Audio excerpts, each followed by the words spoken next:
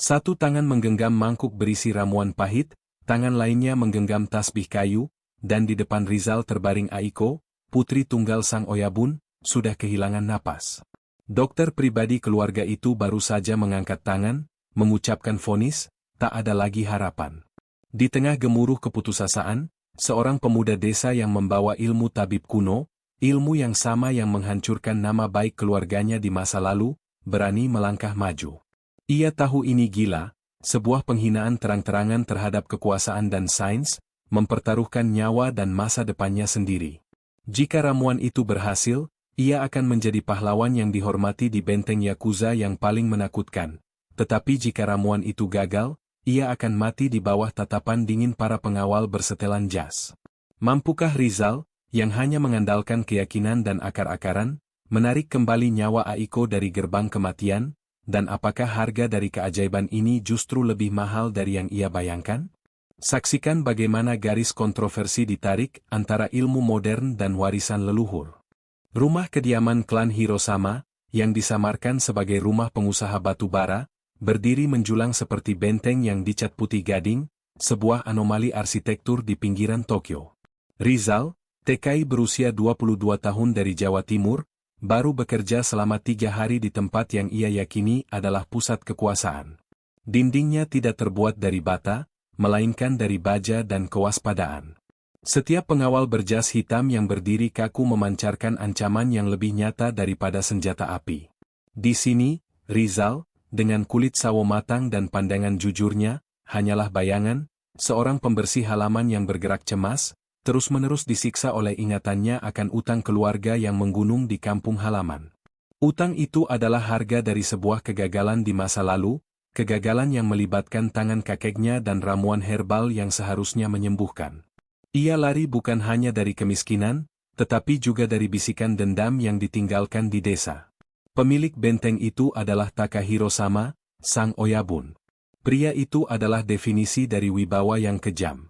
Ia duduk di ruang utama, kursinya terbuat dari kayu berukir yang setua klan itu sendiri. Matanya yang tajam bisa membelah batu, dan suaranya yang berat adalah undang-undang yang tak terbantahkan. Namun, di balik semua kekuasaan itu, Takahiro Sama memiliki satu titik lemah, putrinya, Aiko. Gadis berusia 18 tahun itu, harta satu-satunya, telah terbaring lemah selama bertahun-tahun karena penyakit langka yang tak terdiagnosis. Kamarnya yang mewah di lantai 2 adalah penjara emas yang sunyi, tempat kekuasaan Yakuza tak mampu menembusnya. Rizal, saat menyapu daun kering di halaman, seringkali mendapati dirinya mendongak ke jendela kamar Aiko. Di balik tirai shoji tipis, ia merasakan kehadiran lemah, seperti bunga yang hampir layu. Ia tak tahu, bahwa di mata Aiko, yang sesekali terbuka dalam keheningan, pemuda asing yang bekerja keras di bawah sinar matahari itu adalah satu-satunya tautan ke dunia nyata, dunia yang tidak dilapisi oleh kebohongan dan kekerasan. Rasa iba dan penasaran Rizal berdesir aneh, mengingatkannya pada janji yang pernah ia buat pada dirinya sendiri, untuk membuktikan bahwa ilmu lama kakeknya dapat memberi harapan, bukan hanya kesedihan. Malam itu, saat Rizal menyeka keringat dingin di dapur, terdengar jeritan lirih dari lantai atas yang membelah keheningan, sebuah suara yang mengakhiri kedamaian semu benteng itu, dan menyeret Rizal kembali ke dalam pusaran moral yang paling ia takuti.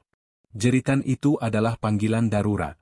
Lantai atas kediaman Hirosama berubah menjadi arena kekacauan yang mengerikan.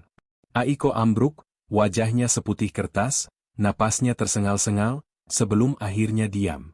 Takahiro Sama, Sang Oyabun yang ditakuti, berlutut di sisi ranjang putrinya. Sosok yang biasanya tak tersentuh itu kini terlihat ringkih.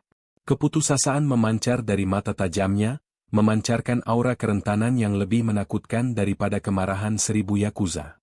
Dokter pribadi keluarga, seorang pria yang mengenakan jas hujan mahal dan membawa kredensial dari rumah sakit elit, hanya bisa menggeleng pelan setelah memeriksa nadi Aiko. Kami telah berusaha semaksimal mungkin, Takasan, katanya dengan suara tercekat, sebuah konfirmasi dari otoritas medis yang tak terbantahkan. Tidak ada lagi harapan. Kata-kata itu, diucapkan oleh ilmu pengetahuan modern, menghancurkan benteng Hirosama. Anggota Yakuza menunduk dalam-dalam, bukan karena hormat, melainkan karena kekalahan. Di tengah duka yang mencekik, Rizal berdiri kaku di ambang pintu dapur, menyaksikan kehancuran seorang pria yang memiliki segalanya, namun kehilangan satu-satunya alasan hidupnya. Tiba-tiba, wajah kakeknya, sang tabib desa, menyeruak dalam ingatan Rizal, bukan sebagai sosok bijaksana, melainkan sebagai bayangan tragis yang diusir dari desa. Rizal merasakan jantungnya berdetak tidak teratur, sebuah detakan yang berdebat antara naluri untuk lari dan bisikan untuk maju. Jika ia mencoba, ia mungkin menyelamatkan nyawa, tetapi jika ia gagal, ia akan menyeret kakeknya, dan dirinya sendiri, ke dalam aib yang jauh lebih besar. Menghina dokter keluarga Yakuza sama saja dengan menandatangani kontrak diam dengan kematian. Namun, mata Aiko yang pucat, yang ia lihat sekilas dari jendela, menjadi pemicu yang tak terbantahkan. Ini bukan tentang utang atau kehormatan kakeknya, ini tentang nyawa yang terancam di depan mata. Rizal menarik napas dalam-dalam. Tekadnya mengalahkan rasa takut. Tanpa memedulikan tatapan membunuh para pengawal, ia berbalik dan menerjang hujan deras. Ia tidak membawa payung. Baju kerjanya basah kuyup dalam waktu kurang dari 1 menit. Ia berlari ke pasar malam yang masih menyala, mencari rempah-rempah yang pernah ia kenal di masa kecil. Pikirannya dipenuhi gambaran pahit dari masa lalu, tetapi tangannya tanpa ragu meraba-raba akar pahit, daun serai, dan jahe liar. Ia tahu, ramuan ini pernah membunuh secara tidak sengaja, tetapi ia juga yakin ini adalah satu-satunya kesempatan yang dimiliki Aiko. Kembali ke dapur, suara ulekan terdengar tergesa-gesa. Rizal menumbuk ramuan di tengah gemuruh hujan, setiap sentakan ulekan adalah sebuah pertarungan. Aroma tajam jahe dan serai berbaur dengan ketakutan dan doa berbahasa Jawa yang lirih. Setelah selesai, ia menatap cairan pekat di mangkuk keramik. Ini racun, ataukah obat? Rizal tahu ia baru saja memasuki garis kontroversi yang paling berbahaya. Rizal melangkah ke ruang utama membawa mangkuk berisi cairan pekat berwarna coklat kehijauan. Air hujan masih menetes dari ujung rambutnya yang legam. Kehadirannya yang basah dan sederhana di tengah ruangan mewah itu terasa seperti sebuah penghinaan yang disengaja. Anggota Yakuza berjas hitam segera mengepungnya, tatapan mereka lebih tajam daripada katana. "Berani sekali kau lancang," seru salah satu pengawal, melangkah maju, siap mendorong Rizal keluar. "Dia menghina kehormatan dokter keluarga," teriak yang lain, wajah mereka memerah karena perpaduan rasa malu dan amarah. Rasa malu karena seorang TKI berani menantang vonis ilmu modern yang diagungkan. Rizal hanya menunduk, memeluk mangkuk keramik itu erat-erat. Di dalamnya bukan hanya ramuan, tetapi juga seluruh harga diri dan masa depan keluarganya. Tiba-tiba, tangan besar Taka Hirosama terangkat, menghentikan keributan itu.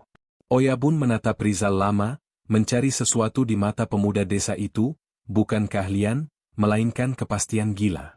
Setelah hening yang memanjang dan mencekik, Taka Hirosama berkata dengan suara parau yang dipenuhi air mata dan keputusan nekat, "Lakukan.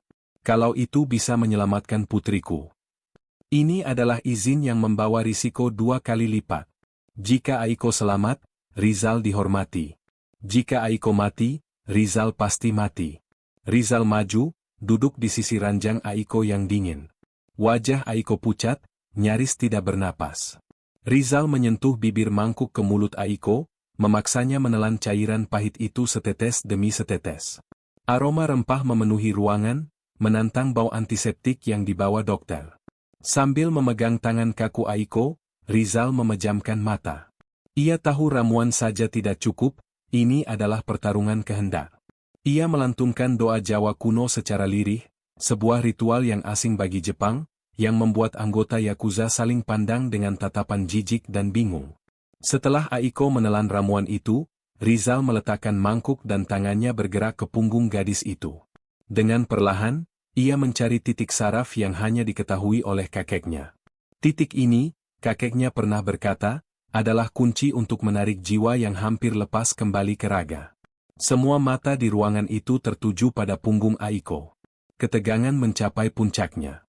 Rizal menekan satu titik saraf dengan jemarinya yang gemetar. Hanya satu sentuhan. Tiba-tiba, Aiko terlonjak, matanya terbelalak, dan ia menjerit keras. Jeritan yang menggema itu bukan jeritan lega, melainkan jeritan sakit yang mendalam, seakan ia baru saja ditarik paksa dari tidur abadi yang nyaman kembali ke kenyataan yang menyakitkan. Jeritan itu membelah keheningan, sebuah klimaks kontroversial yang membuat semua orang tersentak. Apakah ini tanda kesembuhan, atau tanda kegagalan yang menyakitkan? Jeritan Aiko segera mereda, digantikan oleh suara napas yang tersengal, namun, untuk pertama kalinya dalam beberapa jam, napas itu mulai teratur. Kelopak matanya perlahan terbuka, menampakkan mata coklat yang bergetar. Udara di ruangan itu terasa tebal dan berat, diisi oleh kombinasi ketidakpercayaan dan kelegaan yang tiba-tiba. Taka Hirosama, yang sedetik sebelumnya siap menerima kematian putrinya, kini berlutut, wajahnya yang keras hancur oleh butiran air mata. "Ayah," bisik Aiko dengan suara serak yang nyaris tak terdengar. Kata-kata itu adalah pemecah keheningan yang paling ajaib. Para pengawal yang tadi siap menghunus pedang kini menunduk dalam-dalam. Keajaiban, sekotor apapun prosesnya, telah terjadi. Mereka yang tadinya meremehkan ramuan dan doa TKI itu kini diam membeku, ditampar oleh fakta bahwa ilmu modern telah gagal di mana kepercayaan kuno berhasil. Rizal mundur, wajahnya pucat karena kelelahan dan guncangan batin. Ia tidak mencari pujian, hanya menunduk dalam-dalam, berusaha menghapus bayangan kakeknya yang menghantui. Malam duka telah berubah menjadi malam syukur. Taka Hirosama memeluk putrinya dengan lengan besarnya, pelukan yang dulunya hanya memuat kekerasan dan kekuasaan, kini penuh kerentanan seorang ayah.